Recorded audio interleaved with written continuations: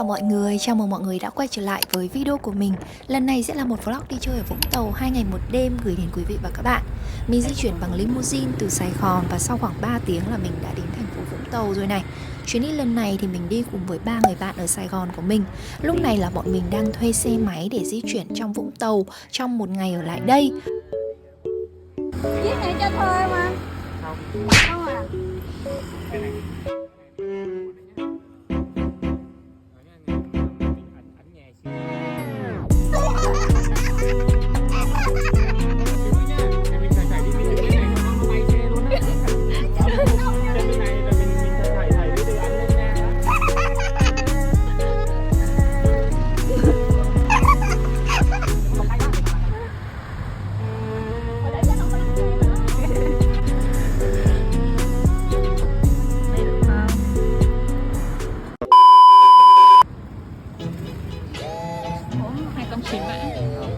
Thời tiết khi mà mình tới đây thì khá là gió và mát mẻ, không có bị nắng quá khi di chuyển vào buổi trưa.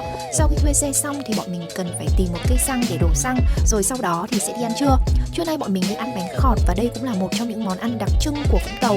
Theo những người có thâm niên trong nghề chia sẻ thì món bánh khọt có nguồn gốc từ món bánh căn của vùng Bình Thuận, Ninh Thuận. Sau đấy thì di cư tới Vũng Tàu và thay đổi cách chế biến để phù hợp với khẩu vị của người dân nơi đây. Quán bánh khọt mà bọn mình ăn có tên là bánh khọt cây xoài, có địa chỉ ở số 43 Lê Lợi. Quán mình thấy rất là sạch sẽ và rộng rãi. Món bánh này thì được làm từ bột gạo hoặc là bột sắn, sẽ có nhân tôm, nhân thịt ở bên trong, được chiên thành từng cái khuôn hình tròn. Và khi ăn thì mọi người sẽ ăn kèm cùng với rau sống, chấm cùng với nước mắm pha ngọt. Rau sống thì có rất là đa dạng các loại khác nhau, đặc biệt là có thêm cái rau cải. Rau này thì mình thấy ít xuất hiện ở ngoài miền Bắc hơn. Khi ăn thì mọi người sẽ lấy rau, cho thêm một miếng bánh và một ít đu đủ, nạo sợi, sau đấy cuốn và chấm cùng với nước chấm chua ngọt để thưởng thức món ăn này nha. Ăn đồ mặn xong rồi thì chúng ta lại tiếp tục đi sang ăn đồ ngọt nha mọi người.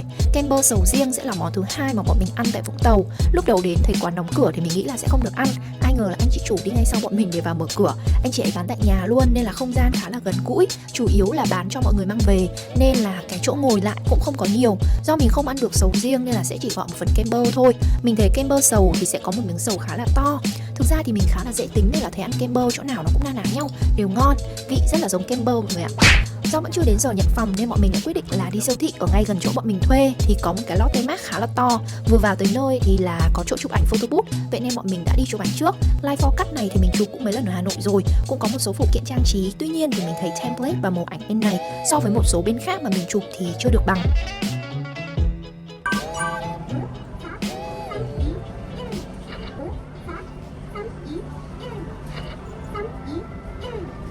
Đều không phải là màu gốc.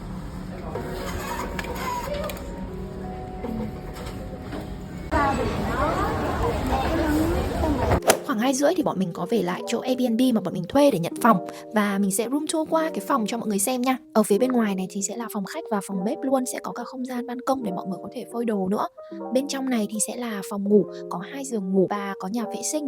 Nhà vệ sinh thì mình thấy cũng khá là sạch sẽ. Sẽ có bồn cầu này, bồn tắm đứng này để cho mọi người có thể tắm và sử dụng.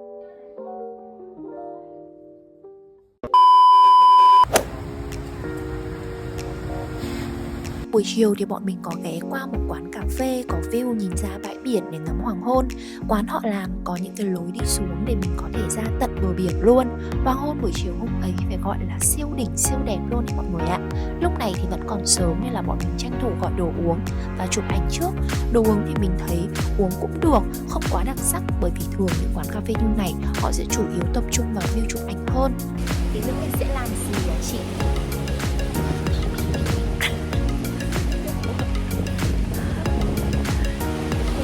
Ăn đẹp quá cho mọi người xem. Cha nha. Là lưng hơi cũ.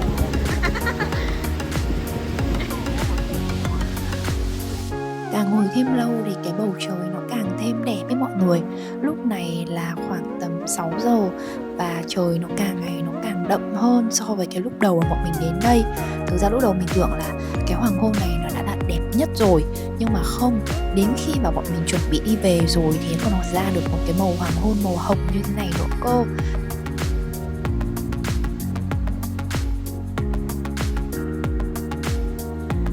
giờ bọn mình sẽ về đi chợ. Đi chợ ở đâu chị? Chợ Sông Lưới. Chợ Sông Lưới để đi mua hải sản.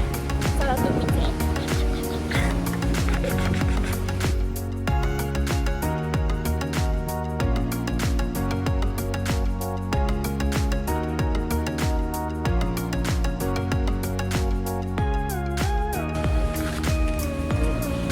đây ạ.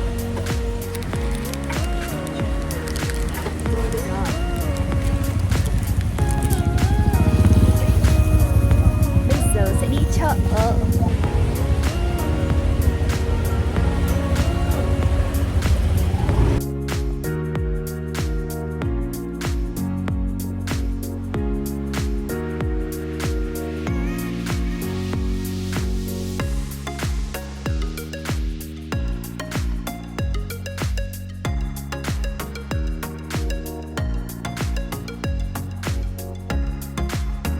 Mình thấy đến Vũng Tàu này thì ai cũng đi cái chợ xóm lưới này luôn đó mọi người. Như năm ngoái mình cũng đi Vũng Tàu và đợt đấy thì mình đi với bạn mình, xong rồi bọn mình cũng đến cái chợ này để mua đồ ăn. Sau đấy là nhờ họ chế biến cho, sau rồi mang về homestay là thưởng thức thôi. Mình sẽ không cần phải làm cái gì cả. Ở đây thì mình thấy có rất là nhiều hàng bán các cái loại hải sản, tôm, cua, ghẹ, ngao, các thứ vân vân. Thì mình cũng chọn thế nào mà chọn đúng cái cửa hàng mà năm ngoái mình đi cùng bạn mình để mua luôn.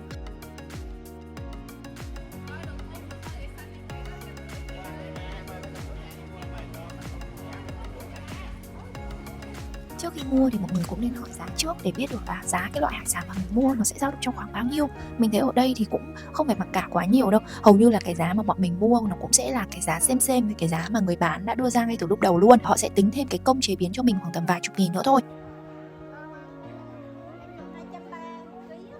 Món đầu tiên thì sẽ là ghẹ sốt me. Thì ở đây họ sẽ sốt luôn cho mình ở trên chảo. Và mình có nhìn lén cái công thức. Đấy chính là cho một ít tỏi này, me, ớt tươi với cả một ít cái ớt sốt của họ mà họ làm ở đây.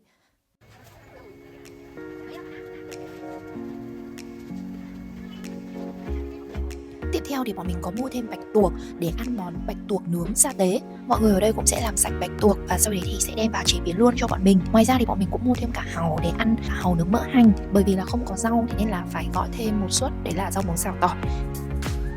Bọn mình gọi thêm cả ngao hấp xả nữa. Nhưng mà không hiểu sao ngao hấp xả lại cho vào trong nồi để luộc, nên chắc đây gọi là món ngao luộc đi. Cái con bạch tuộc sống nó bự mà sao nướng lên nó teo tóp lại chỉ có một tí như này, mình khá là bất ngờ luôn đó mọi người. Hàu nướng hôm đấy cái lạc mà bạn ấy bỏ vào trong cái con hàu này nó không được tươi, nó không được giòn, cảm giác nó hơi bị ẩm cũ, thế nên là ăn nó cũng không được ngon lắm. Hôm nay bọn mình không gọi nhưng mà thấy cô ấy khá là bận nên là mình đứng vào mình đảo cho cô ấy luôn, sẵn tiện là quay thêm footage để cho mọi người xem. Đợt này mình đi là khoảng cuối tháng 10 thế nên là có gần cái ngày Halloween, nên là bạn mình một người đã hóa thân thành công chúa Ariel và một người là hoàng tử Eric. Nước chấm thì cũng được đóng gói sẵn thành từng loại như thế này, nên là chỉ cần nhìn xem là món gì thì sẽ lấy đúng cái loại nước chấm của cái món đấy để vào túi cho bọn mình mang về thôi. Mình đã mua được đồ ăn nấu nướng xong rồi và bây giờ sẽ mang về và để mà ăn.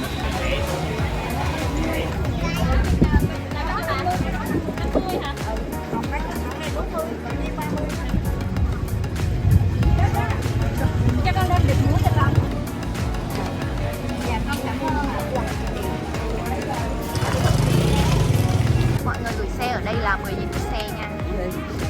Bởi vì là mới có đồ ăn thôi chứ chưa có đồ uống, nên là bọn mình đi ra một cái sơ cục cây để bọn mình mua đồ uống về.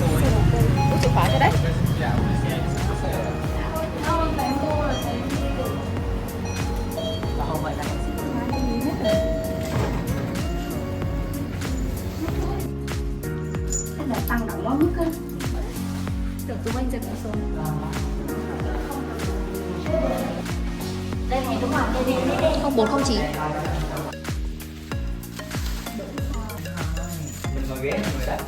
Mọi người có nhìn thấy cái thảm phủ lên trên cái ghế này không? Ở nhà mình có một cái thảm y hệt như thế luôn.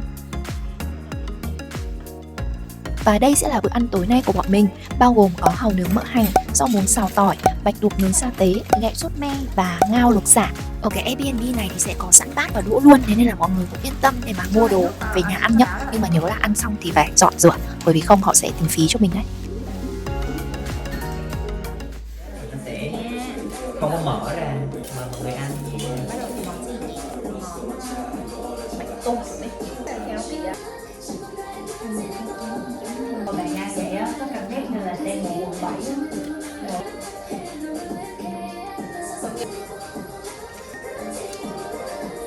Say ấy nhỉ?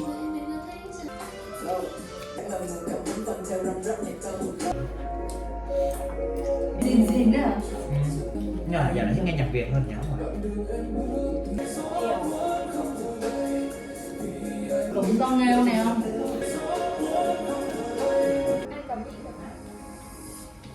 Sao thành lại một con cục?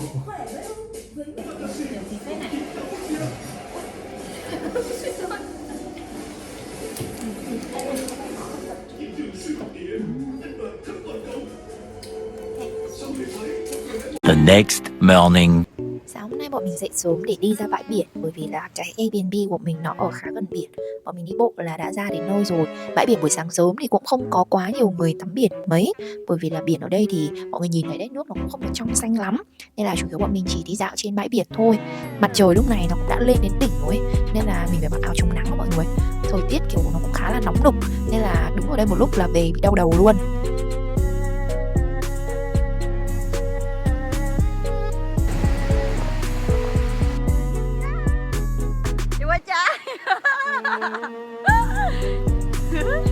Nghịch chán rồi không biết làm gì nên tự dưng mình nghĩ ra cái trò này là viết chữ lên trên cát. Cái này ngày xưa thấy mọi người hay viết nhiều này, nên là mình đã viết tên channel của mình ở trên cát để cho mọi người cùng xem và chụp ảnh lại với nó. Hy vọng rằng là trong năm 2025 thì cái kênh này của mình nó sẽ phát triển hơn. Dạo gần đây thì mình cũng hơi lười để ra video mới, mong mọi người thông cảm cho mình.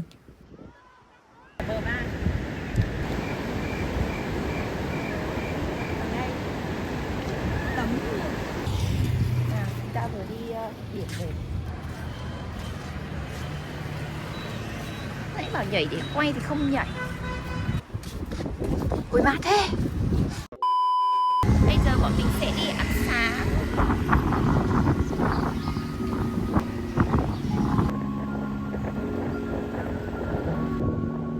Thực ra sáng nay bọn mình cũng không biết là phải ăn gì cả, thế nên là bọn mình đi ra cái trục đường chính này của Vũng Tàu này để xem là cái hàng nào đông nhất thì bọn mình sẽ vào. Chọn tới chọn lui, chọn tới chọn lui thì cuối cùng bọn mình quyết định là sẽ vào một hàng bún riêu tôm này, có địa chỉ là ở số 94 đến 96 đường Hoàng Hoa Thám, thành phố Vũng Tàu nha mọi người. Không gian bếp mở cũng khá là sạch sẽ, họ bày các cái loại topping ra ở đây. Mình đoán đây sẽ là những cái loại topping thả vào trong các cái bát bún của mình. Mua về hay ăn đây chị?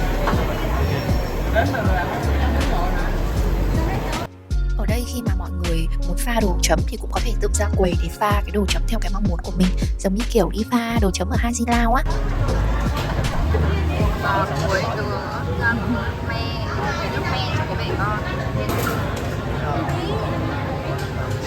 Mình không biết mọi người thấy thế nào, nhưng mà mình đi Vũng Tàu đợt này ấy, mình uống trà đá sao mà mình thấy ngon ơi là ngon luôn. Trà đá nó rất là nhẹ mà nó có cái hương hoa nhài vào ấy, uống cảm giác giống như kiểu là mình uống trà sữa, trà không có sữa ấy. Nói chung là rất là thơm và ngon, nó khác với cái trà đá ở Hà Nội mình uống nó đắng ngắt không à. Đây cái bát bún của mình đã ra rồi. Mình gọi một phần bánh canh tôm, thì ở trong này nó sẽ có tôm này, gạch tôm, tiết và một ít trứng cút. Đây là bánh canh của mình. Chúng anh là gì? Bánh canh churi churi. Bún như ba là bún mà. Ba. Đó là bún riêu à? Bún bề nước bún riêu. Thực sự là cái vị của cái bát bánh canh này nó hơi bị ngọt đối với mình, nếu như mà mình không dùng dùng từ là quá ngọt, nên là mình đã phải vắt thêm chanh vào. Nhưng mà thực sự là mình vắt thêm chanh và mình vẫn thấy nó ngọt, nên là mình nhìn chung mình đánh giá cái món này là nó không hợp với khẩu vị của mình lắm, nhưng mà mình vẫn ăn hết được. Again đi lắm. Rồi đã ăn xong bún, giờ chúng ta sẽ đi ngọn hải đăng Cô Tiên. Sữa chua Cô Tiên 900m. Sữa chua Cô Tiên. Vừa làm khảo sát được chai nước mắm.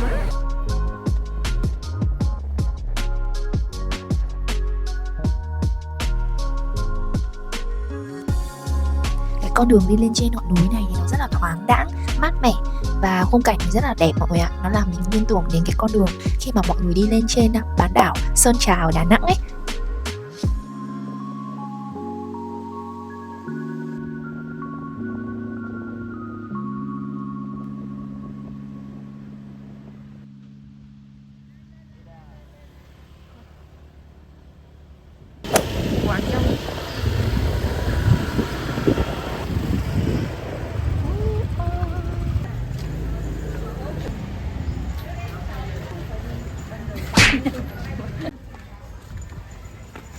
Sao mà chỗ này nó cứ như là vào động Tôn Ngộ Không.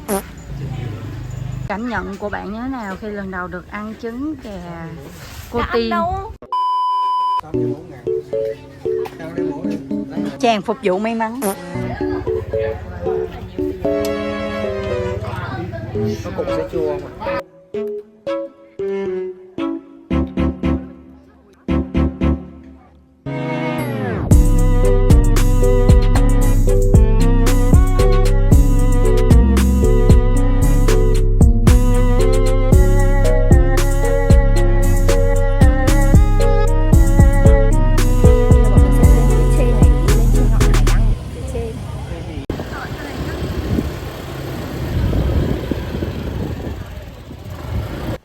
Ngọn hải đăng Vũng Tàu là một ngọn hải đăng có lịch sử lâu đời, được xây dựng từ năm 1862 và được sửa lại vào năm 1913.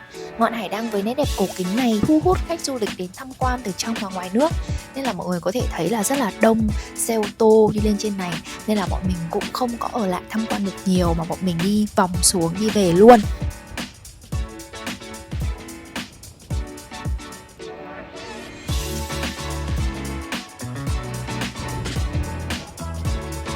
Và trên đường đi về Airbnb để trả xe máy thì bọn mình có đi ngang qua cái tiệm bánh Golden Bakery này. Cái tiệm này thì bán bông lan trồng muối rất là ngon mà lại còn rẻ lắm mọi người ạ. Bố chính này. Bây giờ mình sẽ đi ăn trưa, sau đó là đi cà phê rồi về lại Sài Gòn. Xe máy bọn mình đã trả rồi, vì xe thuê có một ngày thôi, đã trả luôn. Bây giờ book GrabCar để đi. Đó, hôm nay bọn mình quay lại cái hàng bánh mà hôm đầu bọn mình ăn.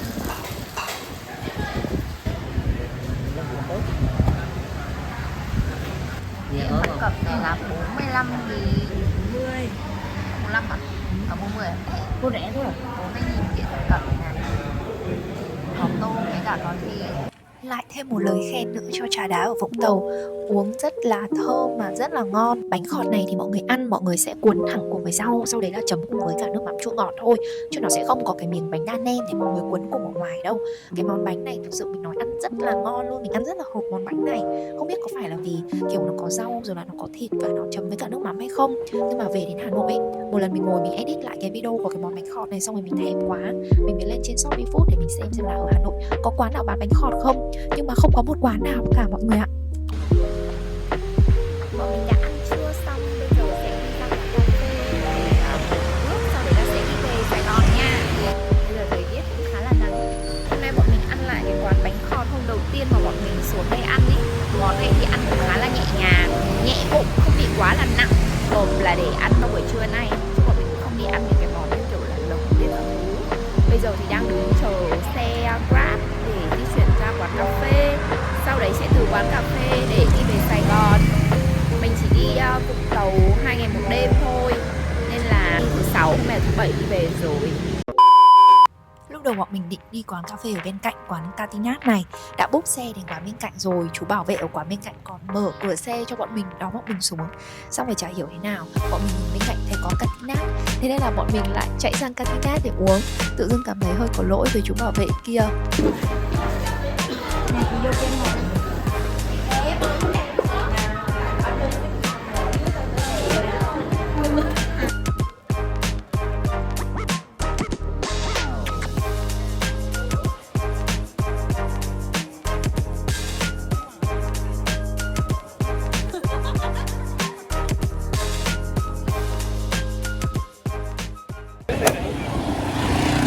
Bây giờ bọn mình lên xe limo để đi về Sài Gòn.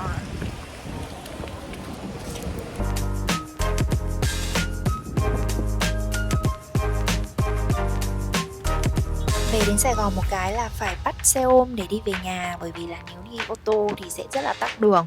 Mình đã về đến Sài Gòn rồi, kết thúc chuyến đi Vũng Tàu 2 ngày 1 đêm tại đây. Cảm ơn mọi người đã theo dõi video của mình. Xin chào và hẹn gặp lại các bạn trong những video tiếp theo nha. Bye bye. Bây giờ thì mình sẽ quay